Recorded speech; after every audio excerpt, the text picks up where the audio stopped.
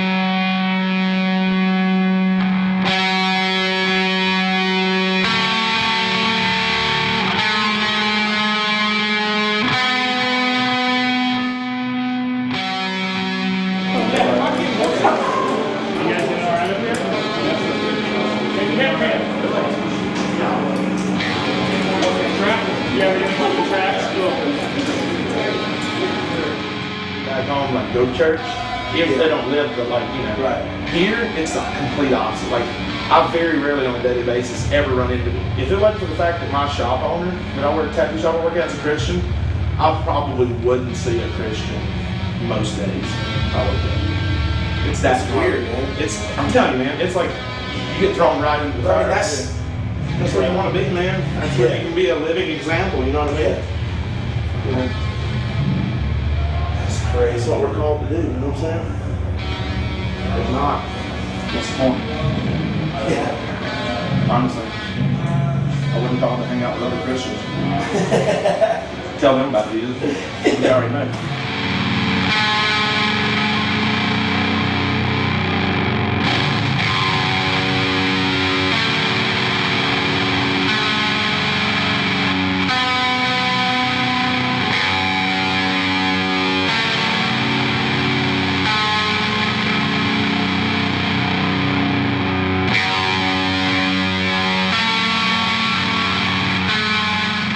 It was so worth coming here at 10 a.m. Like, this band means the world to me. Like, it's so nice to know that there's a metal band that my little sister can listen to, and I don't have to worry about anything. Like, they're a gift from God. My mom's awesome. She's coming later. She's the one who got me into Demon Hunter, so. I didn't know if I was going to be able to make it because I was so sick, but I told him I'm going no matter what. I'm going to be here if I have to come in a wheelchair or not, so I made it. I was introduced to Demon Hunter through my best friend Jessica, like 2 years ago. And since then, I haven't stopped listening to them. And I got a tattoo of them on my arm because it kind of helps me be strong and realize that we're all hunting demons down, we're all fighting the fight. And recently I was actually diagnosed with cancer and had to go through a whole bunch of stuff and was in the hospital for a really long time and was really sick. And I think that they really helped me get through it because I was fighting the fight and I was fighting for my life, and they just helped me get through things. And I think if it wasn't for them, I probably wouldn't be as strong. But you know, I thank God for everything, and I just thank God for people like Demon Hunter that can get us all going, keep us rocking. What I like about Demon Hunter is how it has such a positive influence on these kids, and I got a lot of respect for these metal bands out here. Like Demon Hunter's the first Christian band that I actually got into, and I really liked them a lot, and just give a positive message to the kids. Yeah, I'm a Demon Hunter fan because I love metal. They were probably one of the first metal bands I got into. And just like looking at some of the artwork they did, I thought they'd be kind of dark, but then I played their CDs and heard their lyrics, and they started to build up my faith, which at the time I got into them was pretty shaky. And ever since then, whenever I've been in doubt or in trouble, I just throw their CD in, and it's been an inspiration to me. When I'm frustrated or angry, I can listen to them, and I know they won't put anything evil in my mind. And I really respect a lot of the lyrics in their songs and the message they have. About 4 years ago, I was strung out on methamphetamines and other hardcore drugs. I was ready not to live anymore in my life. I was depressed with bipolar. I was suicidal. I really just wanted to die. And then one night, I was watching the Headbangers Ball, and I caught this band, Demon Hunter, play this song Infected. And ever since then, I followed the band from when they played their first album up to the current tour. And in fact, it inspired me to, understand that, I need help and that I'm reaching out for help. And then other songs like The Gauntlet and I'm Not Ready to Die and My Heartstrings Come Undone has inspired me to want to live. And I've made something out of myself. I'm no longer on drugs. I'm going to college with a good grade point average, and I'm really inspired, grateful for Demon Hunter being here for me. Their music is awesome. Demon Hunter is great. They got me into the music right before I left to Iraq back in, I want to say, August of 06. And ever since then, I've been listening to them like nonstop every day in Iraq. They got me through like a lot of stressful times, a lot of things that were going on. And I first heard them off of Solid State Volume 3 and Headbangers Ball, and ever since then, they just pretty much, saved my life really, because now nowhere is the way it used to be with hostility and anger and whatnot. But anyway, I'm just here to rock out here at the White Rabbit, see these guys, and if I can see them more and more, they need to keep touring. And I got the Demon Hunter tattoo more as a Christian symbol, as appreciation for the band, but also for what they stand for, and because the logo means so much more to me than just the band now. It's kind of become among hardcore kids, it's kind of a Christian symbol to everyone now. So that's probably the reason why I got the tattoo the most. Or they are so bold about their faith and about loving the Lord and why they do what they do. And I think that is the way to reach a lot of kids that would otherwise be unreachable. And their lyrics are amazing.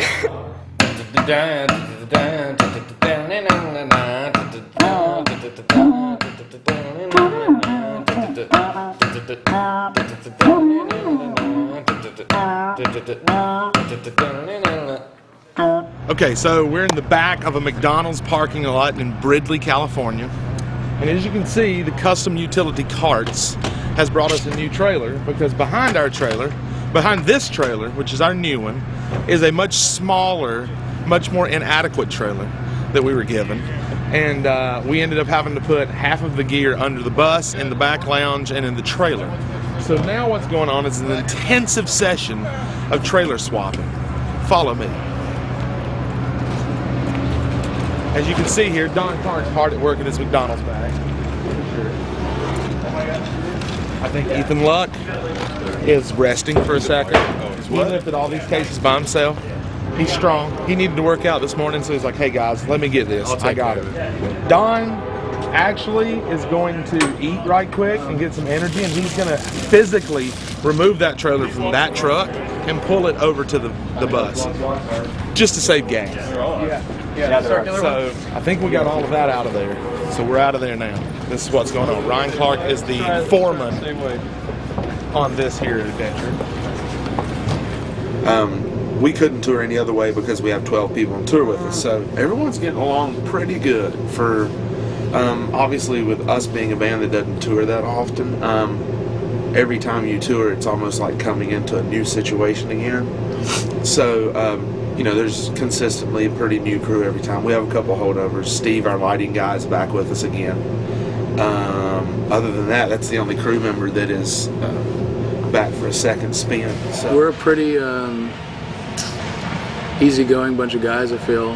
Some of these guys are new to our crew, and they came in and just fit in really well. There's a lot of great camaraderie on the tour, and we've always had great crews. For our first couple tours, it was kind of like very much friends first, and like, hey, can you tune a guitar, kind of a thing. And that's how we did it. And we still very much operate on that friendship level, where that's definitely an important part of just being able to hang out with cool guys is an important part of the crew. But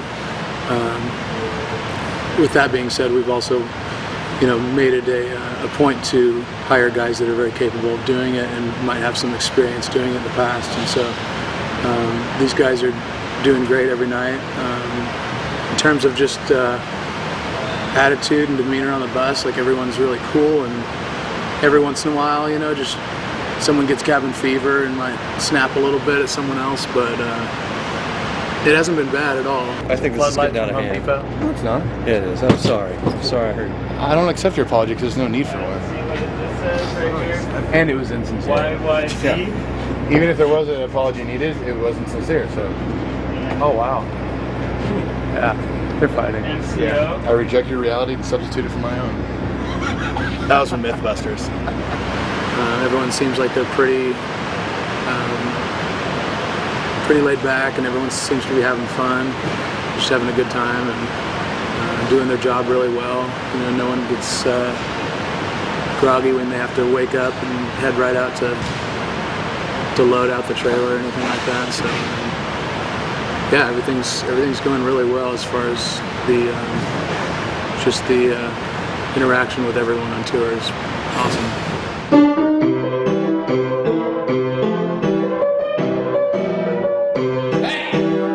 Get out.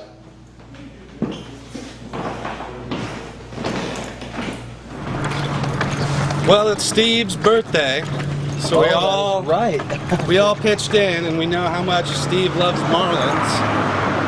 So we got Steve a Marlin.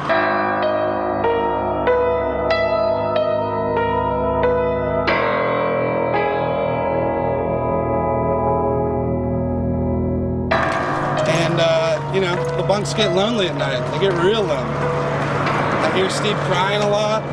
Cold too, he needs some warmth. Yeah. So I figure, man, we can kill a lot of birds with this stone. It's Steve's birthday, he's lonely. Keep him warm, in a bunk bait. Happy birthday, Steve.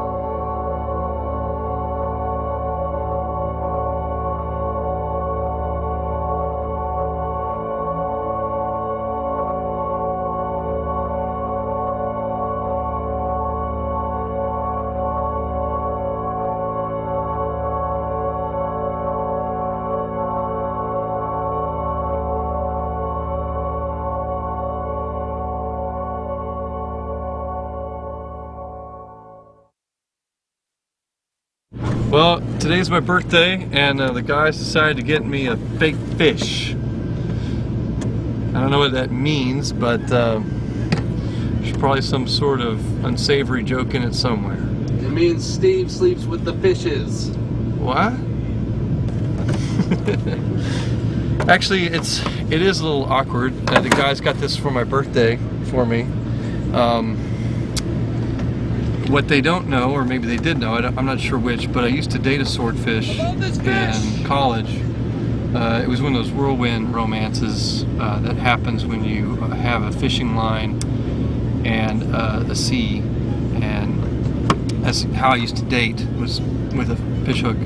But I really hit it off with this one swordfish, and then we went out to dinner and stuff. It was a good time, but apparently she needed water to live, and she died during dinner. It's very awkward. But then I had her for dinner the next day, and then that made it more awkward because I didn't know how to explain to my parents we were already broken up and I just ate my date. So this reminds me of that. It's a little painful, but what can I say? I mean, I got to get over it, and it's bittersweet, which means it's sad, but it's nice. So Good birthday? it's a great birthday. Yeah, I got a fish for my big swordfish, fiberglass fish for my birthday. Who doesn't love fiberglass for their birthday? You? Then you're an idiot. How he dated in high school. But I think overall, this is definitely the best crew / band relationship interaction that we've ever had on a tour.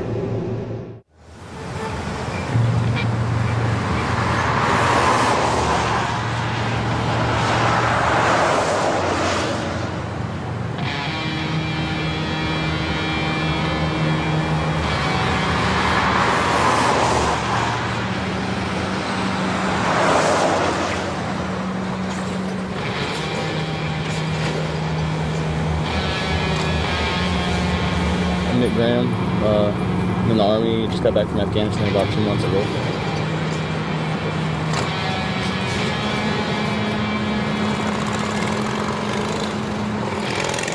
I was raised pretty normal, you know, blue-collar family kid. I had a brother and sister, well, still have, but mom, dad, couple dogs, surrounded by cows in cowpoke country. Not really much to do. I was homeschooled for most of my life, and that was about it. I mean, I love playing the guitar. I love just to kick back and like just immerse myself in like whatever music I'm listening to. It's mainly stuff that, you know, Demon Hunter, bands like that, stuff that actually is a little bit more positive, has more of a message to it than just music. Demon Hunter, I mean, you don't really see bands like that, and I thought they might have been, you know, kind of like a little off-kilter satanic band, and then I saw that they were on Solid State, and it just drew me to them. Solid State's always been credible, really good bands, really positive like messages through the music for the most part. And the look and the name and what I saw before I listened to them just drew me to them. I was just like, hey, you know what, I'm gonna give them a try. They seem really, you know, cool. Then when I listened to them while I was over there, it just totally blew me away. And I've been like a hardcore fan ever since. When I deployed to Afghanistan, things started out okay. And then it started going on a kind of downhill slump. Friends started getting killed, family problems at home, loved ones dying. You know, like me, I'm a medic, so I'm always working on people, trying to help save their lives if I can, do what I can to get them back to their families. And it takes a toll on you after a while, just seeing everything that you see, you know, the best and the worst of the human race. You see the good and the bad. Everything that could possibly go wrong did, and later that year I was just so down in it, you know, I didn't want to do anything, I didn't want to go on, I pretty much wanted to, you know, just end it over there.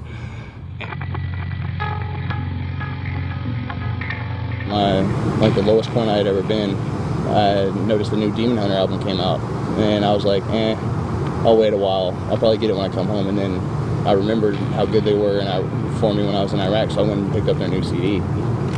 And it meant so much to me that it seemed like every song that they wrote was aimed at my situation, or was aimed at me, or I could apply it to whatever was going on with me, and it made everything seem so much better. It made me start thinking about how I was, like getting away from God or whatever, and how He was always there for me, but I'm the one who turned and walked away. I wasn't relying on Him. So, I mean, they've helped me out just with their music alone in more ways than anybody else did while I was over there. And for somebody that doesn't know me at all, and I don't know them, to have that big of an impact on my life, that's something very, very special that you'll always remember. You guys have no idea how big of an impact you've had on my life.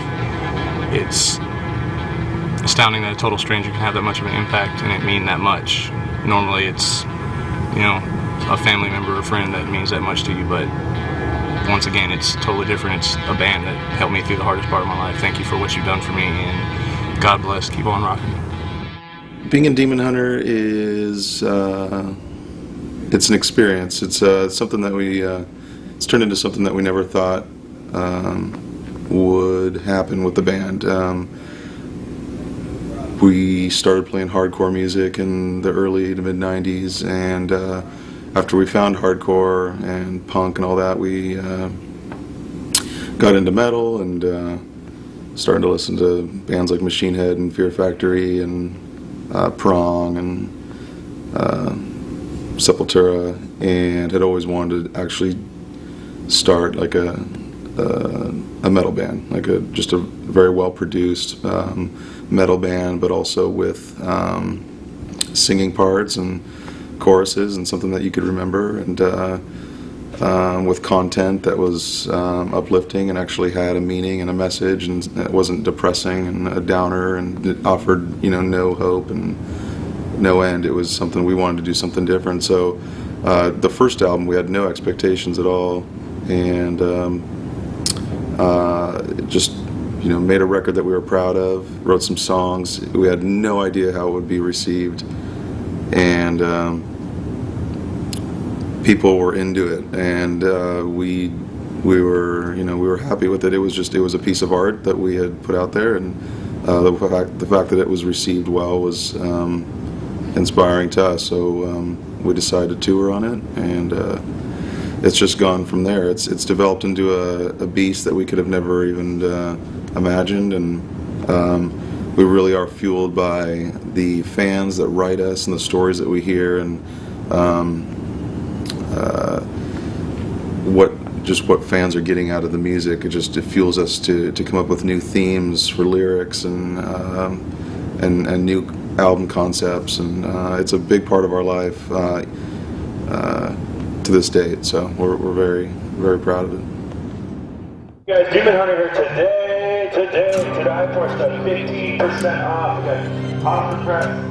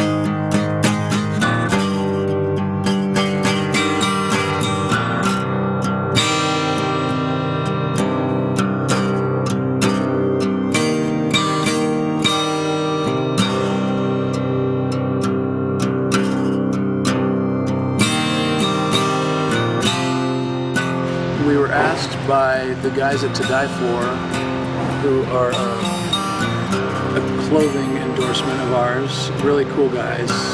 They asked us if we wanted to do an acoustic set at a clothing store down in Temecula, and so we figured we just wanted to keep it simple, just me doing vocals and Ethan doing guitar, and we didn't want to overdo it, The more you do, the more room for error there is, and so we just wanted to keep it simple. And so we learned the songs on the back of the bus, a few days leading up to the show, and it went a lot smoother than I thought it would. But yeah, it was cool. It was really cool.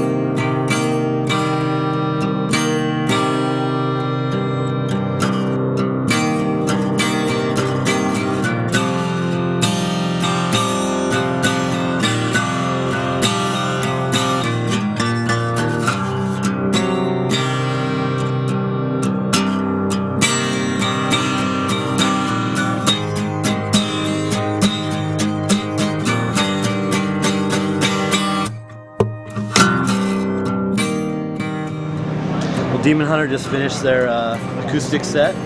They did 5 songs at Active, and now they're signing CDs and posters. I am personally in line to get a poster signed. My 2 sons think they're in Demon Hunter, and they're a big part of our life, so we respect them and love them. You sound okay, everybody? Yeah. Great. Thought it was terrible. I personally don't appreciate the fact that they decided to do a show without John Gunn. I think it's preposterous. And Don Clark, what was that all about? I just don't get it. But whatever, man, it's cool. I'm not going to beef on it too much because I personally enjoyed having the time off. It's kind of nice to do something different. We thought, I think me and Ethan kind of thought it was going to be a little harder, but it felt good. I kind of wish we would have played more songs. I know. It was like getting really fun towards the end. So. We could do it. We could do 1 or 2 more. Yeah. I'm Come to think of it, that might have been the best we've ever sounded. What'd you say? I said, come to think of it, that's probably the best we've ever sounded. Probably. Yeah. Oh yeah. Ever cut my harmonies? Couple of arms. Heartstrings sounded good. It was acoustic. It was fun. It was different. It was intimate and cool. I was nervous for like the first song because I was like, this could just go one of 2 ways right now, terrible or awesome. So I thought it went really well. It was fun.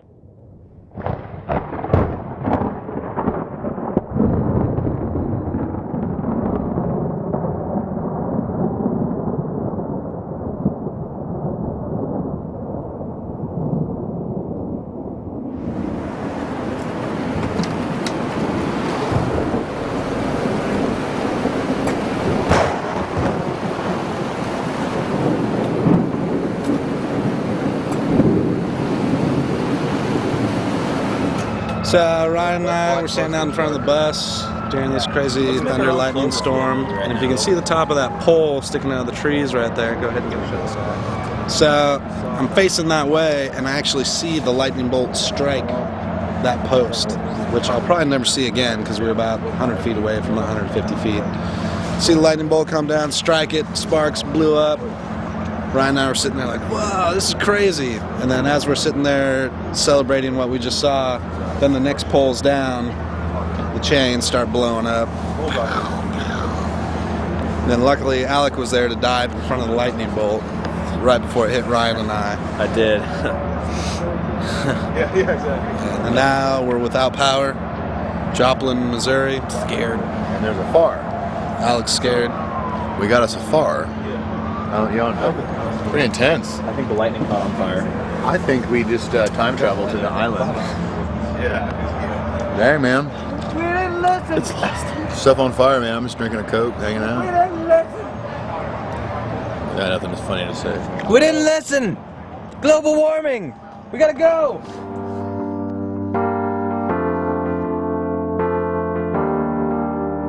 Isaiah, man, that was probably the most rewarding thing for me on the entire tour. Yeah. Meeting him and his sister, Well, he wants his to talk to you. brother-in-law, and his best Here friend. he It was real cool, man. Like, it's kind of weird for me to meet somebody that holds you personally in such a high esteem, because not just to be cliche and not just to be another person who says this, but I really don't feel like I'm anybody special. I mean, I do this band, which I feel real grateful to be in. But it really kind of, the whole tour in general kind of blows me away, the impact that Demon Hunter has on people.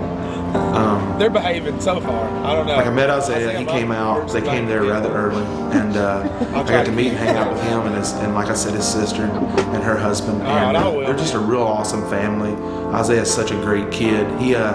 It's funny because you can tell that he has such a zest for life, and it's something that I sometimes don't have. You get a little older and a little less appreciative, I think, because you kind of get set in your ways and used to just kind of going about your day as you always have. And it was good to see just like this. It gave me kind of a new perspective on what I do and how it affects people. He came over, I let him sit down on my drum kit and play my drum kit. He played Undying. And we just hung out. We went to Starbucks and had coffee. And just, we took a lot of pictures, and it was real, like, it was awesome. It was very uplifting for me, very rewarding for me.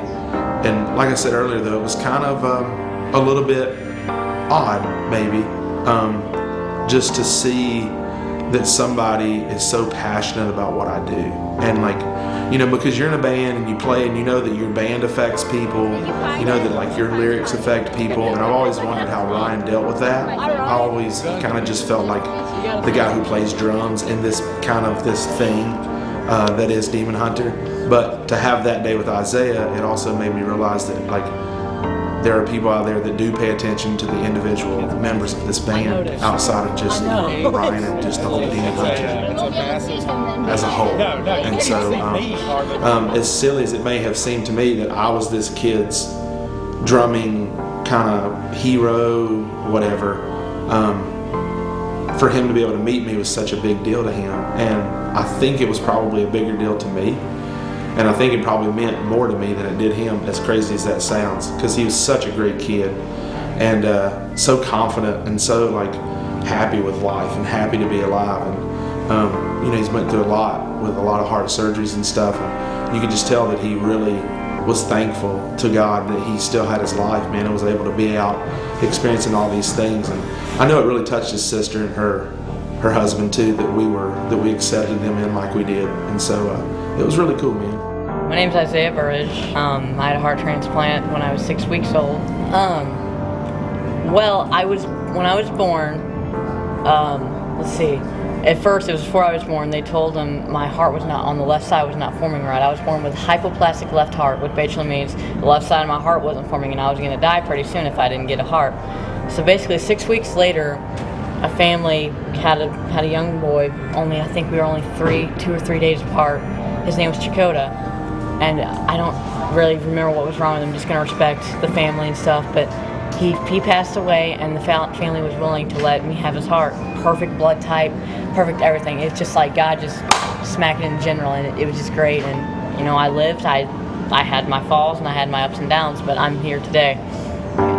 Like I said, I'm not going to call myself totally different from people, but, I had to get the heart checkups and stuff. But, like, growing up, my parents are great, amazing Christian people, raised me to love the Lord and stuff, and growing up with my sister is real cool, and I've had a great life overall. Above, there's little minor things that come in and kind of throw you off, but everything's great, and that's just me. And I love sports. I love to play football, just like in the yard with my friends, but I am homeschooled, so of course I never really played on a sports team, but even like just playing with my friends that are bigger than me and getting hit kind of rougher, and I can never play football or because about a year and a half ago I wanted to be a football star. I've always played drums and that's my thing, but I've wanted just throw one touchdown. That'd be so sweet, but I just know like I'll never be able to do that in front of a crowd, and that kind of broke my heart. But like now it's just fine because I know I can do so much more in my life than that.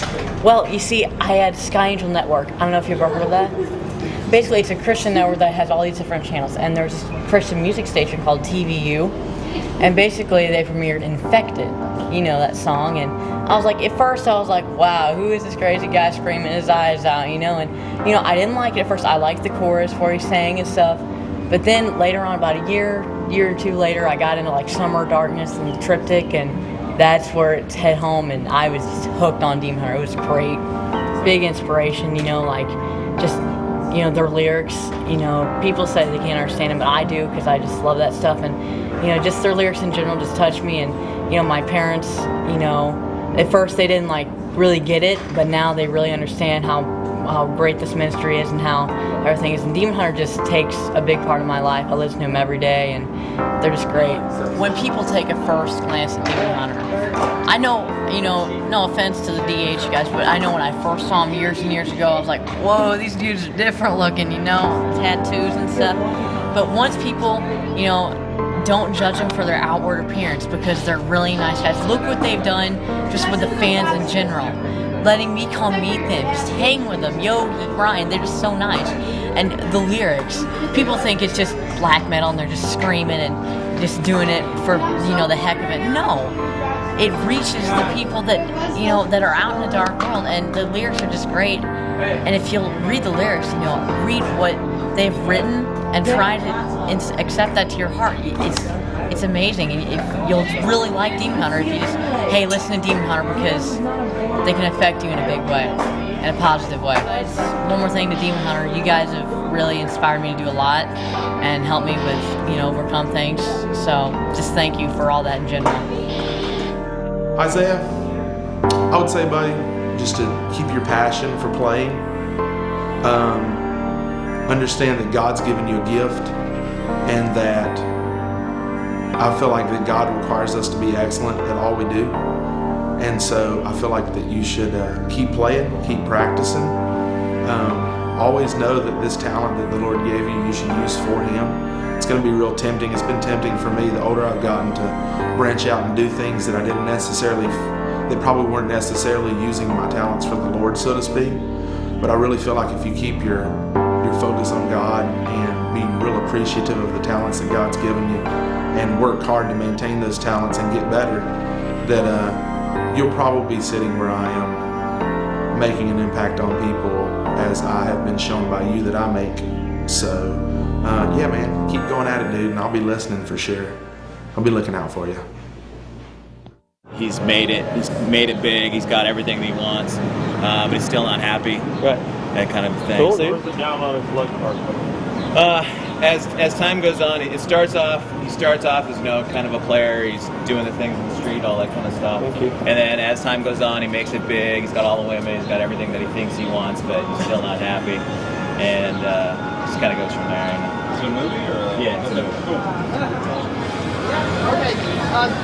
You walk over to them, and you guys all like high five him like he's some star you guys know. All right. Okay. And then kind of ask them whether or not you you're asking, are you playing tonight? And then you shake your head and walk off in disgust. What's his name? Should we say like, oh, it's? There's no audio, so it really doesn't matter. It's all okay. visual. But so all right. So all of us walk over? He'll walk to you, and then you're like, oh wow, how you doing? You know. All right.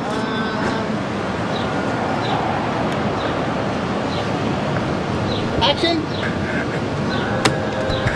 Oh, what's up, man? Yeah. Wow. Great to see you. Yeah, it's awesome. You guys playing tonight? Yeah. I gotta get out of here. All right. See you. Cool. And Tony, you have one more. This disgusting look and walk this way. Okay.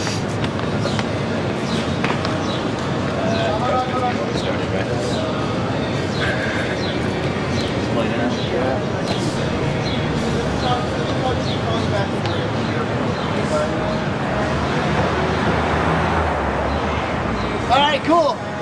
Thanks, guys. Yeah, of course. Thanks, man. You guys like doing a video or something? What's that? A documentary. A documentary? Tour, yeah. Nice. Oh, very cool. Very cool. Good, Awesome. good. Will it be on the web? Yeah. Well, we're actually going to sell it. It's going to be a DVD. And Oh, nice. It's called Demon Hunter. If you want to All check right, it out. awesome. Demon Check it Hunter? out. Yeah. Okay, cool. Thanks, guys. Awesome. We just got cast into a documentary being made about some dude that is a little down on his luck. But he was once a famous rock star. But he was once a famous rock star. I'm of the notion that it was a Christian film. It was based off of Yeah. So he's got everything he wants, but he's still like empty. The dude had like a cross. Oh, really? Could be. Yeah. Which is makes it more amazing that he's like, Demon Hunter? Yeah, cool, I'll check it out. Yeah, exactly. Like no clue. He's a sweet guitar he had. Oh. That was. Schaefer. I was actually going to ask him how much he wanted for it. Hey. Oh, there's a show. Millvale.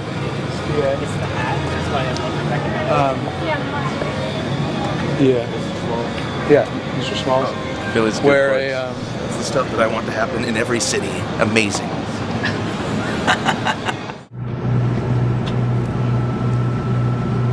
Make the Teen Wolf face. Hold on.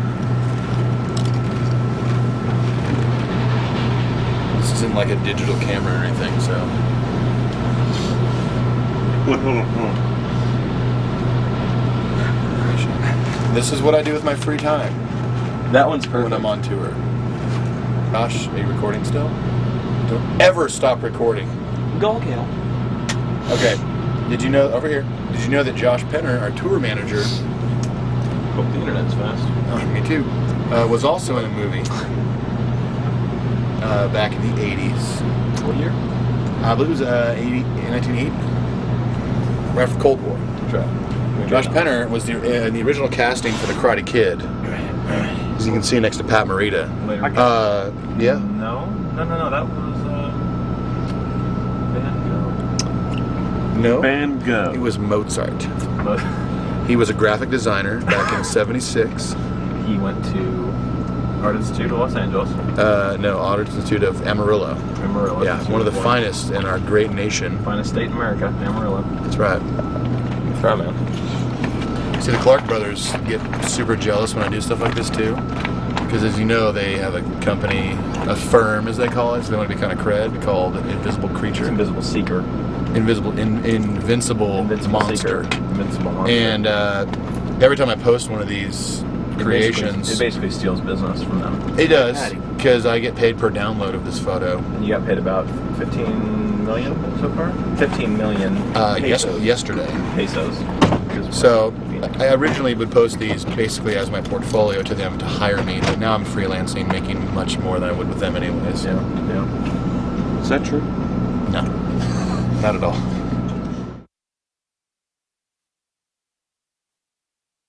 So we're in Denver, and this happened on our way from Albuquerque last night, and this is the second one to blow out, but this is a lot worse than the first time. If you'll notice, the entire fender blew off, and a few of us felt a big bump last night. I didn't feel it, but yeah, we're like 2 inches off the ground here from the rim to the concrete, so if that, maybe an inch. So we're supposed to get replaced today, but yeah.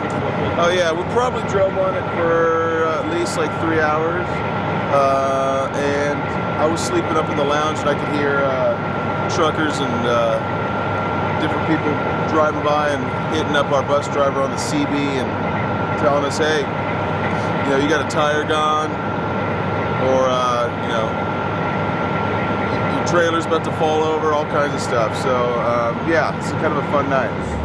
If I have to tune, I'll tune, and if you start counting in, I just... Yeah, I'm pretty much good to go unless I stop you. Can we do Fading Away, just a cappella real quick, the bridge?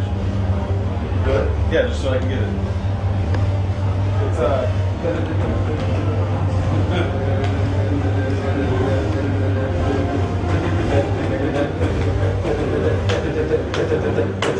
Let's go.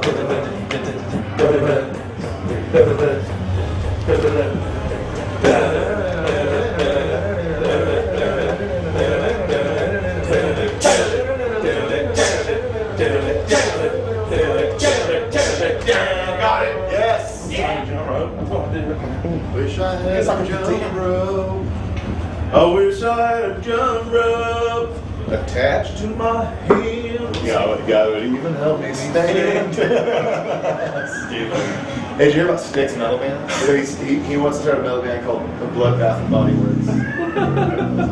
Bloodbath and Body Works. Yeah.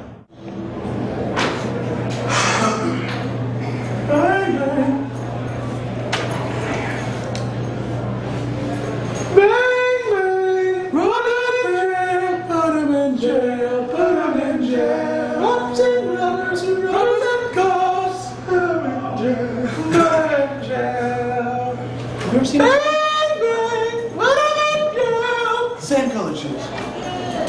What up, Andrew? Did you look up the bus?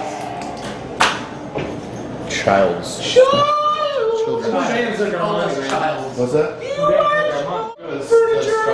Quiet! Oh my gosh! We were, I'm gonna Starbucks run for you. That's the last thing I remember hearing when I was falling asleep last night. Hey, I hear that. Oh, you mean when you were throwing up? Yes. I must have. Rookie! Just kidding. Rookie! I'm sorry, I had the flu. 34 years old. I had the flu!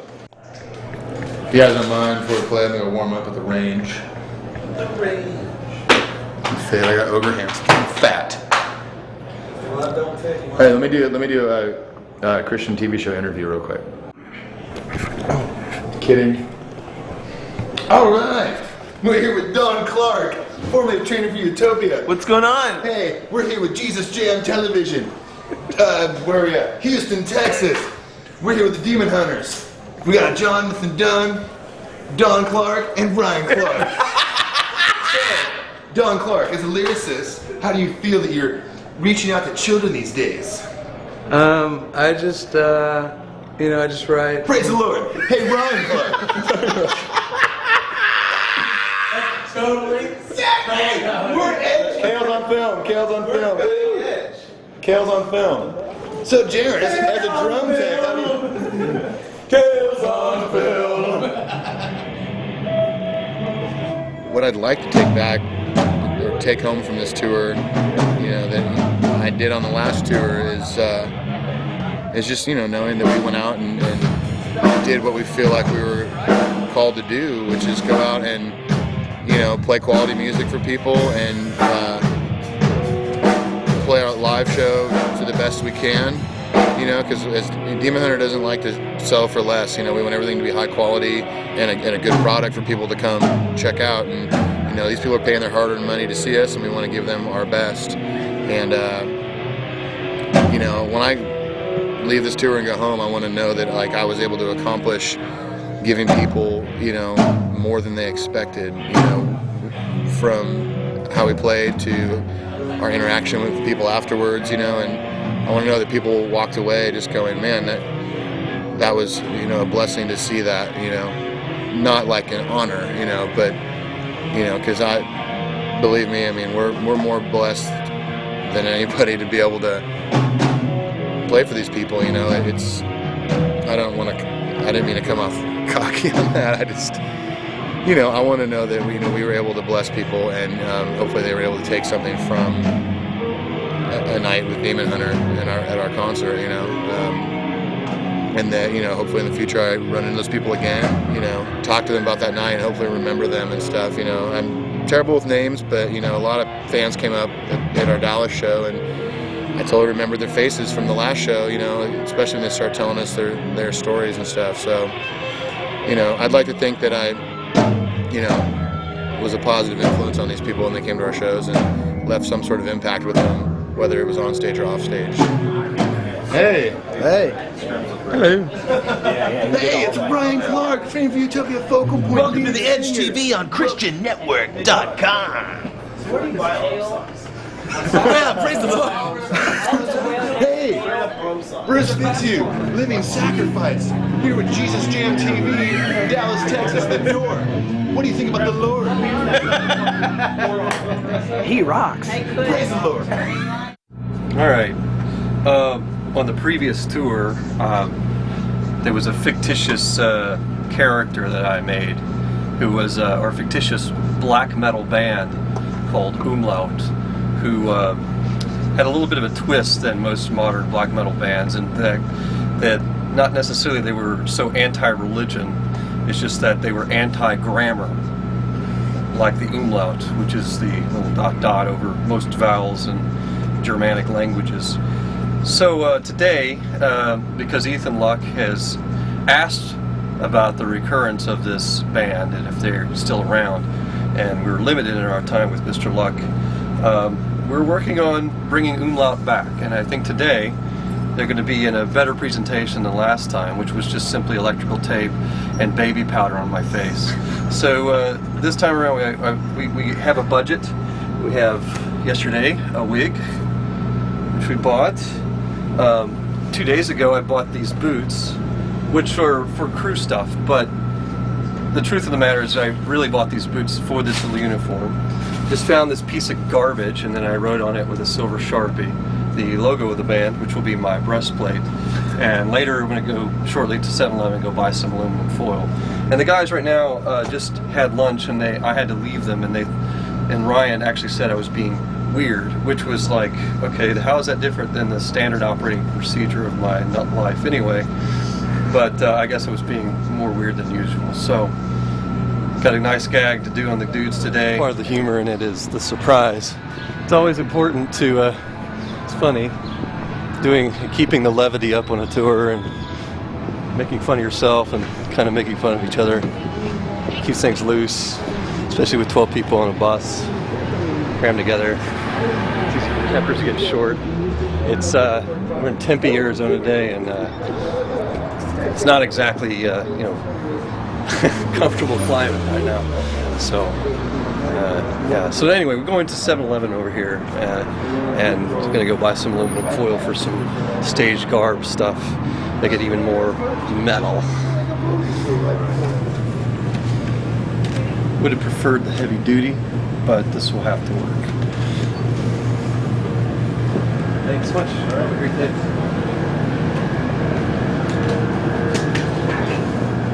Excuse us. Sorry. I don't think the clerk listens to black metal. Yeah, this could get a little tricky because I said we're trying to keep it under wraps.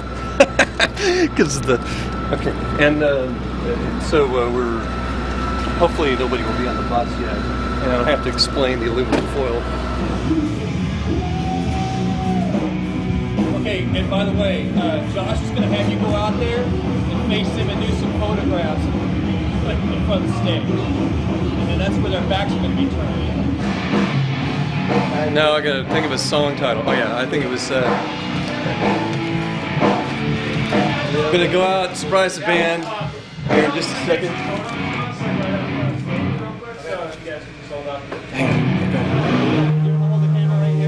Absolutely. Hold it so you can watch them.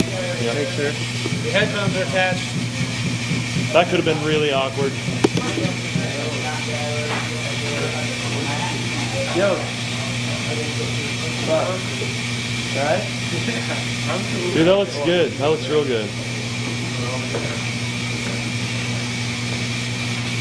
Yogi, I can't see you.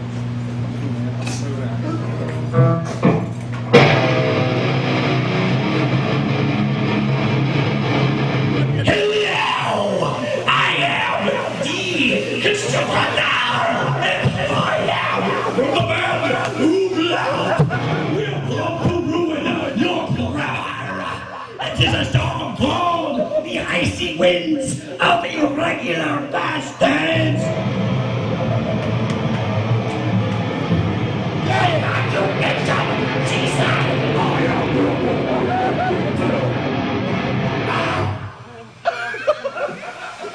You all speak more fatly, goodly, poorly after you hear an evil conjured music.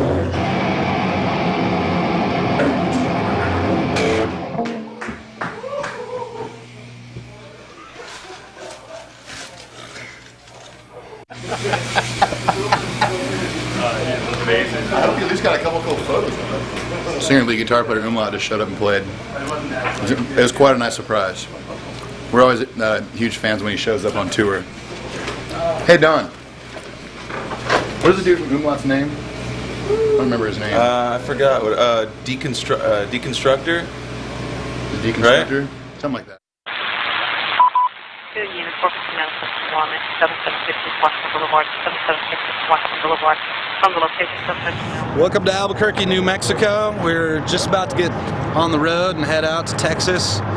First bus broke down, generator went out, so we got this brand new beautiful bus right here. About 30 minutes before rolling out, stand back by the trailer on the phone with my wife, talking. The car comes in the parking lot over here, starts throwing up roadies and throwing rocks all over the bus and a huge wall of dust. And so the dudes park and I said, what are you guys doing, man? This is our bus. Like, don't be throwing rocks at it. Guys get out of the car, walk over to the trunk, pop it open, maybe pull out a gun, or at least act that they're pulling out a gun, shoving it down the front of their pants, then start throwing up rocks again, pull another Brody. They pull up right here, roll down the window and go, you guys want to get shot tonight? That's the edited version, but so we called the police. It took them about 20 minutes to get here, and rumor has it they're a block down and maybe have the guys arrested right now. So hopefully they shattered our back window, throwing up the rocks, just got this bus, broke the window. Hopefully from here on out we're golden. Thank you very much. We really appreciate it. Justice has been served. Yes. Thank you guys very much. Thank you. All right, I'm gonna go check out of the hotel, and we're gonna get out of Albuquerque.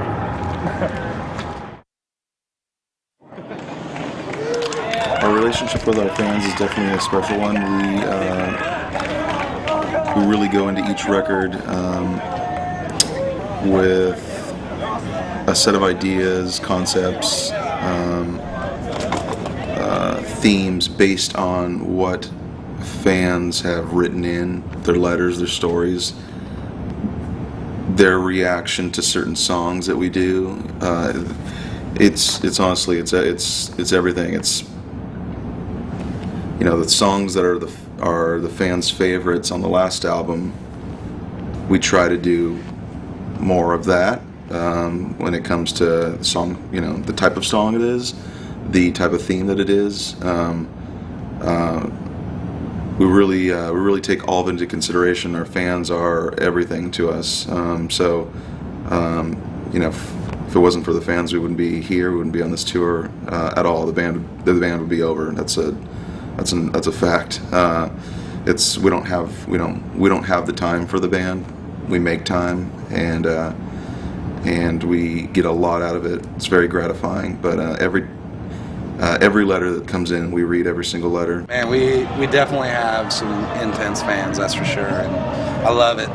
You know, there's definitely a broad spectrum. You know, everything from, you know, the younger audience to kind of people our age to like the older metal Hesher fans, and you know, the moms that like the ballads and their kids like the heavy stuff, and you know, it's such a broad spectrum of, you know, people you get to interact with, which is really cool. You know, I'd probably be a little disappointed just playing for 14-year-old girls fan base or something like that, but we actually, you know, have some, you know, mature, intellectual, you know, deep-rooted fans of the band.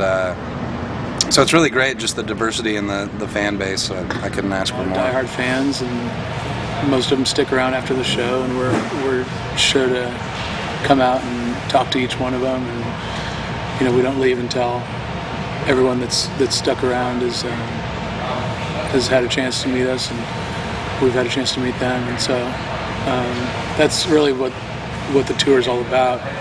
And we're sure to come out and talk to each one of them, and you know, we don't leave until everyone that's stuck around has had a chance to meet us, and we've had a chance to meet them. And so that's really what the tour is all about.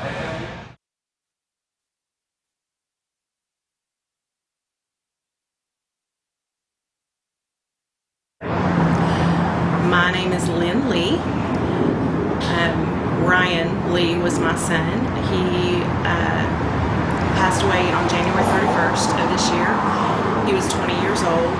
I'm Andrew Dixon. Ryan was my best friend for my entire life, all 20 years. I'm Lauren Thompson, and Ryan was my fiance. He was the best thing that ever happened to me. When he died, Starbucks made a little memorial in the coffee house for him with pictures, and people would bring flowers, and there was this book. It was like a little notes and stuff to us to kind of give us words of comfort. And I just wanted to read a few of them just to kind of give you an insight of what kind of person Ryan was. I've worked with hundreds of Starbucks partners, and I want you to know how special Ryan was to me, to the store partners he worked with in Sherman, and to the customers he took care of at the Sherman store. The first time I met him, I was amazed how genuine and passionate he was in the way he treated his customers. The first time I heard him sing to his customers, I was astounded at the beauty of his voice, which was surpassed only by the humility of the incredible talent he possessed. I think it is his humility and his great concern for others that made everyone he met instantly like him. Ryan showed so much respect to everyone that it was impossible not to respect him, and I did. And I'm so very sorry for your loss. May God provide comfort to you in your time of grief. Scott Duncan, District Manager of Starbucks. I don't remember what year it was, but I remember him coming. He came running into the house, and he said, Mom, you got to hear this music. You've got to hear this group. And he started playing it, and he said, is that not just fantastic? That's the best thing ever. And he did that, I think, with every album probably that they came out with. He would do that. He'd come in and, you got to hear this song. Listen to the drums on this one. Listen to this solo. I mean, it's everything. He loved everything about the band, everything. We were listening to it in my car one day, and Carry Me Down came on, and we were talking about what it meant and everything, and he said that if he ever died, he wanted that song played at his funeral. That song has a lot of meaning in that sense. The main line that sticks out is "Save sorrow for the souls in doubt," and that's exactly how it is with Ryan, because there's no doubt. We actually had that line put on his grave marker.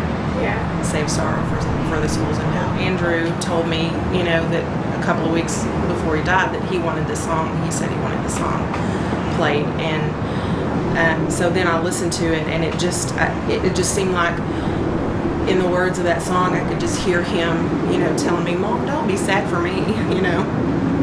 You save your sorrow for the people that are still here, that don't know what I already know.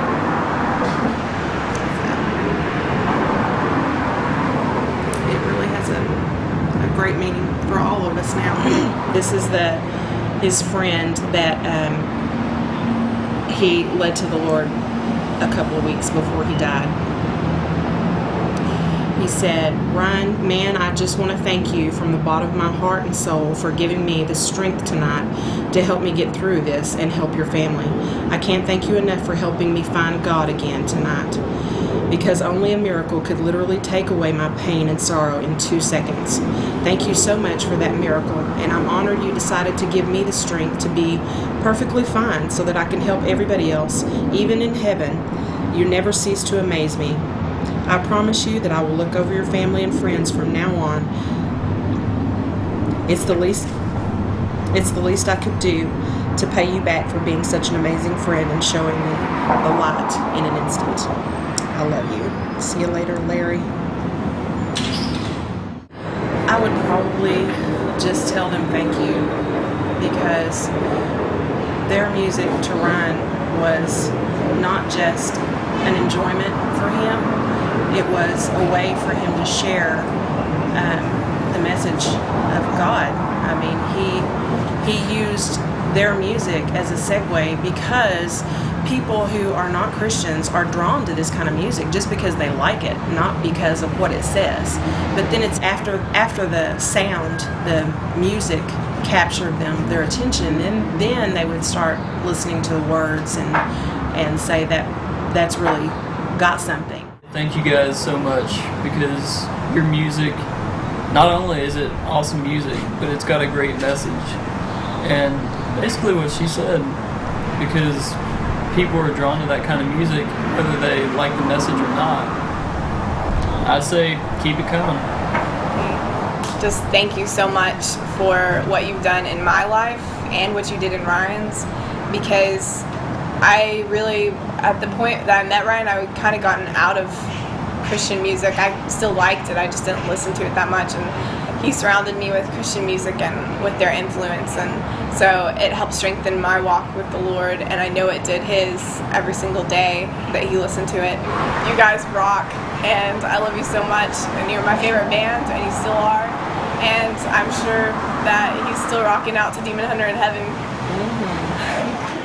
The fans on this tour have been amazing. We've had, pretty good draws every night on the tour, and the fans are just intense. Like they sing back the lyrics to us as loud as possible. Some of the fans in Texas have been some of the loudest we've had, and it's exciting. Like when you're on stage, you can hear every one of them just yelling all the lyrics back to you, and it's a good feeling. And then after we're done playing and stuff, hearing their stories, hearing how they got into Demon Hunter, where they live, where they came from, all this stuff, and how we've affected their lives through our music and lyrics. We get some pretty amazing stories. We try our best every night after we play, to go out as soon as possible and go hang with fans before they leave.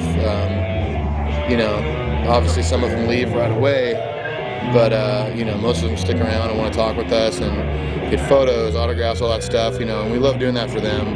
But, our main purpose in it is, so we can get to know them a little better and on a more personal level, because I know there's plenty of bands that hide out backstage and then, wait for everyone to go home, hop on their bus, go to the next city, collect the paycheck and go home, so to speak. But yeah, we've always been a very fan-oriented band, we respond to every one of the emails that comes in from a fan. We certain stories that have, affected us more than others maybe. We've contacted those people, met with them at shows, just, gotten to know them a little bit better, things like that. And so the fans on this tour in particular, they're 4 records into Demon Hunter with us, so each record affects them differently and in a greater way, or just, we just hear so many different sides of stories and from each end of the spectrum.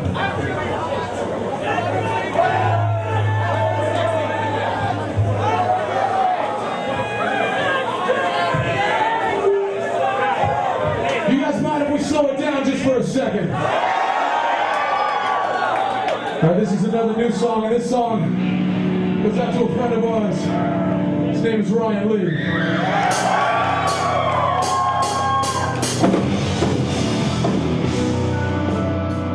Ryan was a wonderful young man. He had so much energy and joy. It never mattered how I felt when I talked to him. I always left grinning because his cheer was contagious. His loss leaves a hole in the world, but I hope you're proud of the life he lived, and I so am. Katie Moore, Sherman Police Department. You've only seen just a tiny little portion of Ryan's life here, but this is what has helped us get through all of this. This is what has stabilized us and made us able to cope. And the fact that the life that Ryan led was a shining example of Christ to everyone that he knew, everyone that ever came in contact with him. They knew he was a Christian, whether it was, the band shirts that he wore or the music that he listened to, or just his attitude. They knew what he was all about just by meeting him. I miss him so much. My dumb sense of humor, my abundance of inside jokes, all the dumb TV shows I watch and video games that I played. There's the other half is gone, I know he's so much better off now, and it's only us who are suffering. He'll never suffer again, and I'd just like to tell him how much I miss him, and thank you for being a great example for me.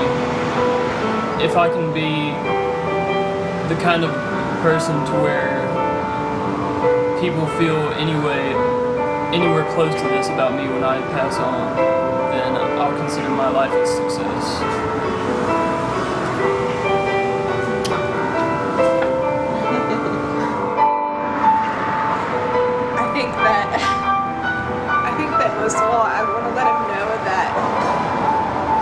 that I'm doing okay, and I really am happy.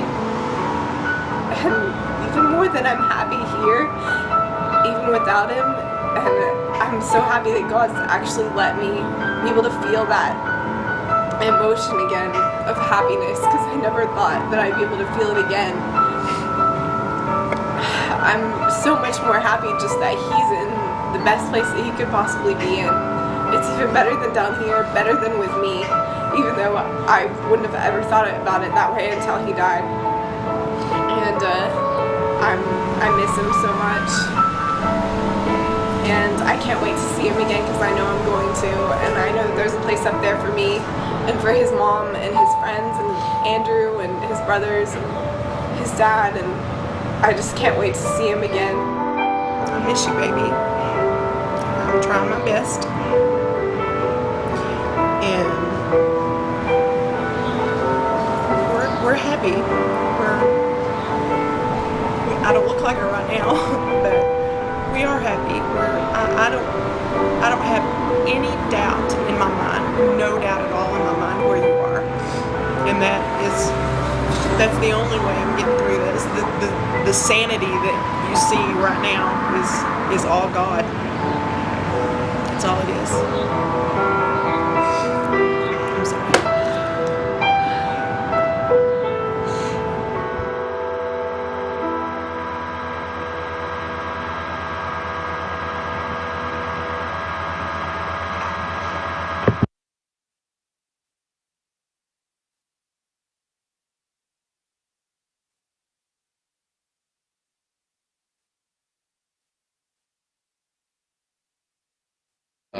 It's been exciting, man. It's really been fun to get people's reactions to new songs live, and our performance, vocals, everything.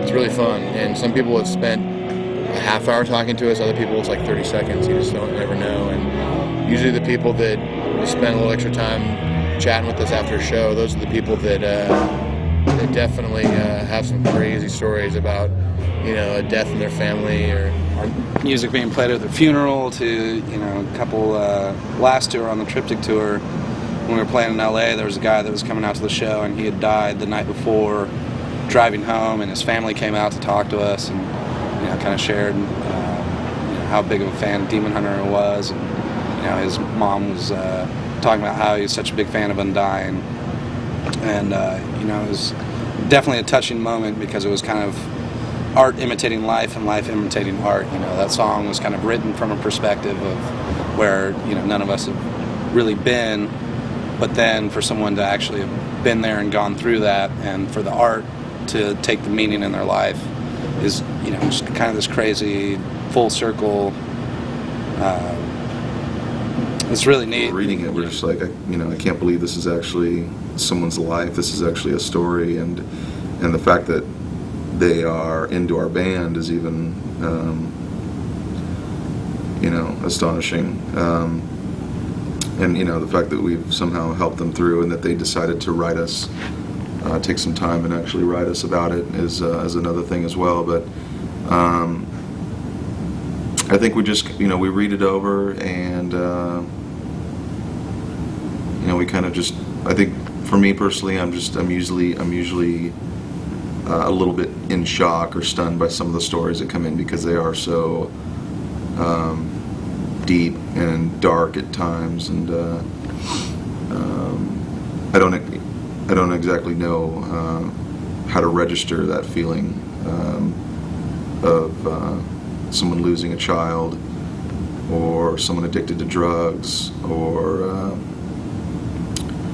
someone contemplating suicide that's decided not to, or have changed their life around based on our music. So it's we're very grateful for the emails, and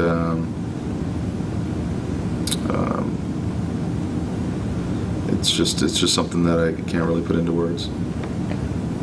It's really neat. And, we get emails from fans that asking us about our faith, and can we really believe this? And I definitely really like the emails that we get a lot from people saying that they were Christians, or grew up in Christian homes, or kind of had a Christian past, and kind of fell away for whatever reason. A lot of people are jaded at the church and things like that. And then, they get a Demon Hunter CD one way or another, a friend gives it to them or whatever, and, they kind of listen to it and it kind of ignites that fire in their life and, brings them back to their faith. And, for me, that's really what it's all about. I really feel a call to, try to share with people like that. And so when you actually see that come to fruition, you can actually see people being affected positively and encouraged through the music. That really makes it all worthwhile right there. We do love playing our music, and as much as it is like a gratification for us to be able to take the songs that we wrote for the record and play them live and kind of justify their existence that way.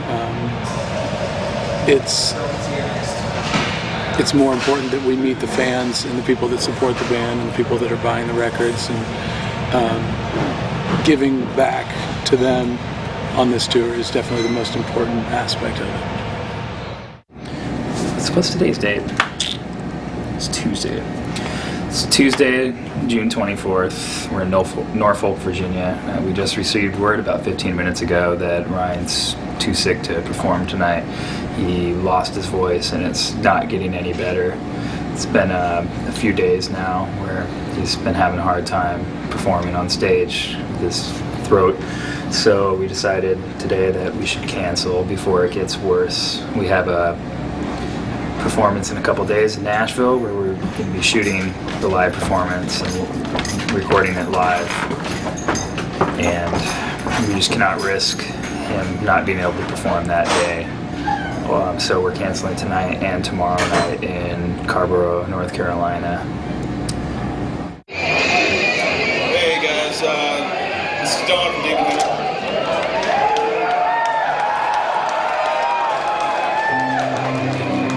Guys, we have some bad news from our band's camp. Ryan is extremely sick and actually is unable to perform. In fact, we're telling you right now because we've tried to get him to see if he can make it through. Can't do it. So we are super bummed, especially because we don't tour that often, and we were really looking forward to playing for you guys tonight. I can speak on behalf of us, Ryan, the entire tour. We're super, super bummed. Just want you guys to know, and that's why we came out to tell you guys personally, because we really wanted to play. Thanks, man.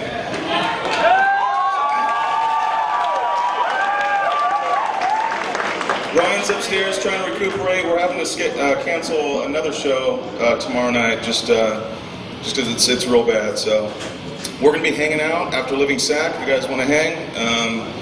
But I just want to come out here and say we're really sorry. So sorry, guys. Really sorry. Thanks. Oh, Sleeper's going to rock your face off now.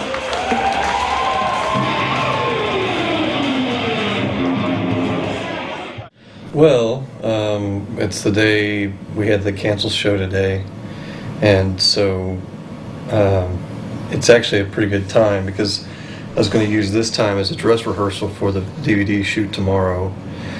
But last night, some of the lights started working or not working in their proper way. They started misbehaving. I don't know what happened. They just sit at the back of the classroom and decide to start acting up. And so I'm going to pull all the lights in here, and we're going to basically do all the moving lights anyway here in a little hotel room in Bristol, Tennessee.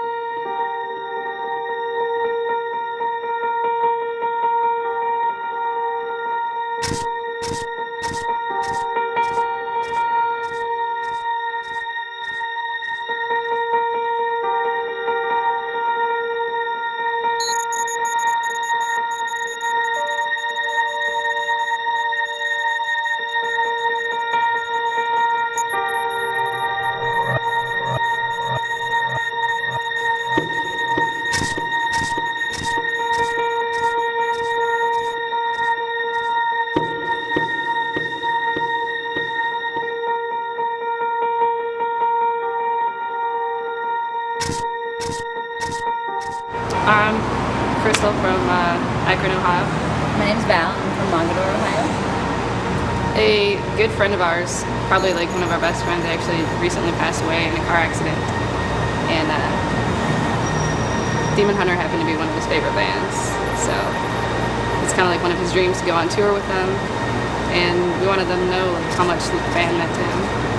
He was that guy, no matter where he went, everybody knew who he was. Like, oh, there's that guy with the red dreads. And everybody would always be like, oh, hey, Mike, what's up? Or, oh, it's that guy from Guitar Center, or that guy from that band. Like, he just knew everybody anywhere you went.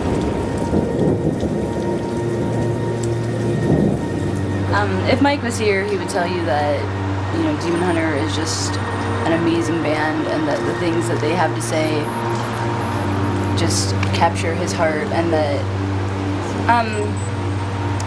he would say that they, I'm sorry.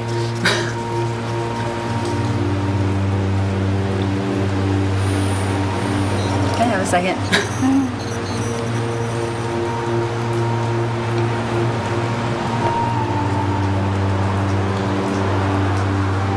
Just Demon Hunter wasn't afraid to say how they feel about anything, and it's something that you can listen to when you're mad, when you're happy. There's always a song that can capture it. You know, when you're angry, it's just righteous anger that's validated and justified, and that, you know, too many people sit back and are just quiet and let the world pass around them, and let, you know, and just don't say how they feel and fight and stand up for Christ and stand up against it. And he would just say that they're real legitimate guys that aren't gonna take it.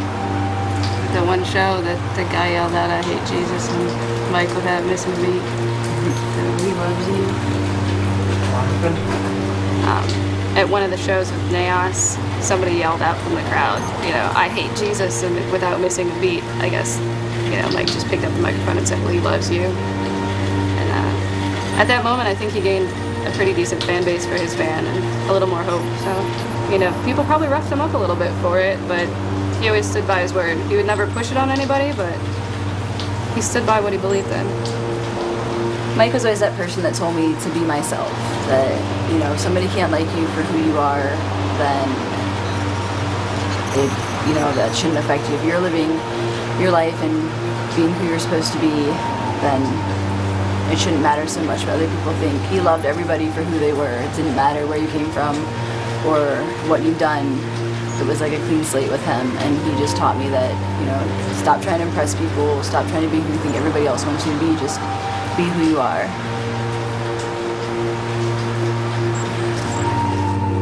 I think it's cool that they let the fans be really involved. Like, I just happened to watch the other documentary, and it seems like they really care about,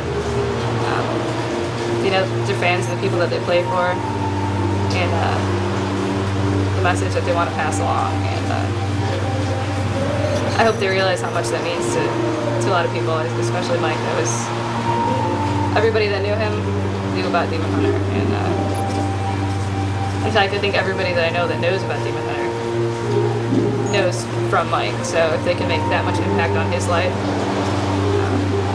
just think about how many other people it's helping out. I know when he was down, that's what he would listen to. Before a show, that's what he would listen to. So obviously, there's something they're doing right.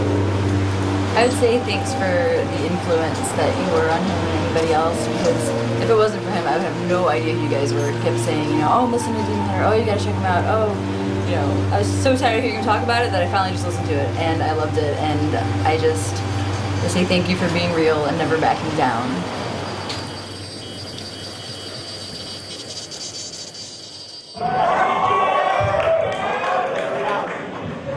This song goes out to our friend Mike.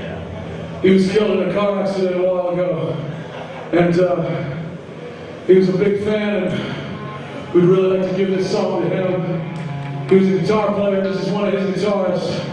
Patrick's going to play for this song.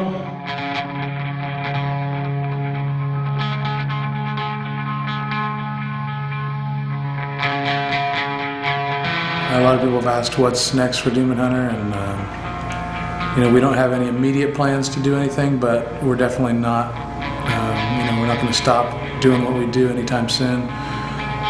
We'll definitely be doing some more music, putting some more records out.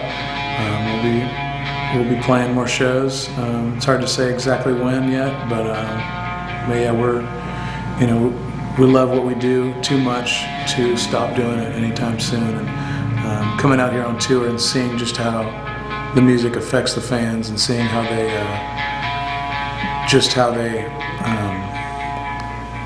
attach themselves to what we do is always really influential on what we do, and it's always a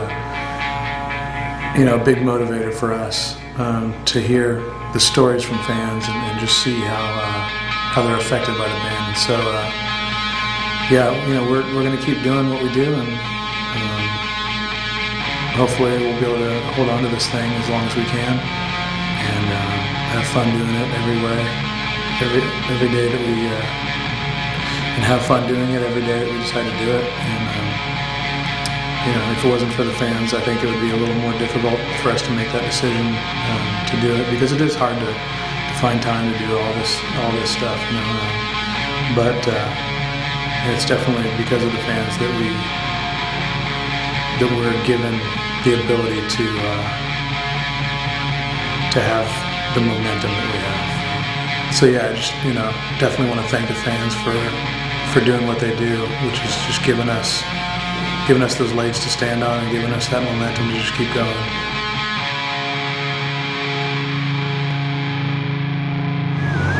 Ooh, blast knuckles.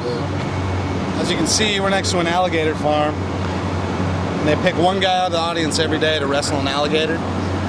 I'm hoping they're going to pick me this time, because this year I'm coming prepared. Blast knuckles. So, did you like, what was it, when Nature Calls? When Jim Carrey beats up an alligator? Is that possible? Of course it's possible. As long as you have a dream, anything is possible. If you have a dream of punching an alligator, you can punch an alligator. Anything is possible. It's a gator twin. Gators and the tweeds. There's a gator with long hair! Toucan has really long It's really mean. We only like Oh, some you're people. right. We do have two cans in the front. Do they have 2 cans? It looks like they like. How many cans? 2 of them. Oh, okay. Oh, hi, Marvin. What's his name? Marvin. Marvin. And what's the snake's name? Twix. Twix. It's a ball python. That's funny because I like Twix and I hate that. Look at him. He's not going to hurt anyone. He's Until he nice. eats me. Are we, Is that on or something? No, it's not. Okay, Here he comes. Here she comes. Here she comes. Here she comes. Here she comes. Here she comes. Here she comes. Look at his hand. Did you see his hand on there? His little buddy's got his hand on his back. A mint gator's out. Guys, stop. There's a mint Don't gator over freaking in. move. Don't Their move. vision is based on movement. Yes. Don't move. Look out, there are some bronze children right over there. Now, is this an alligator or a crocodile? Take a good look at him. This is your North American alligator. Check this out. It's a little baby head. What happened? Let me, Patrick's got one. let me show you something. He's got it. Let me show you a little something about gator.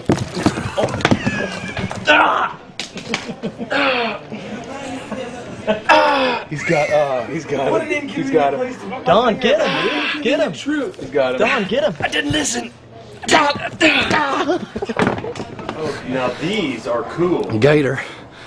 Try to get on him, Right. show you what not to do, and This is cool. some gun got me.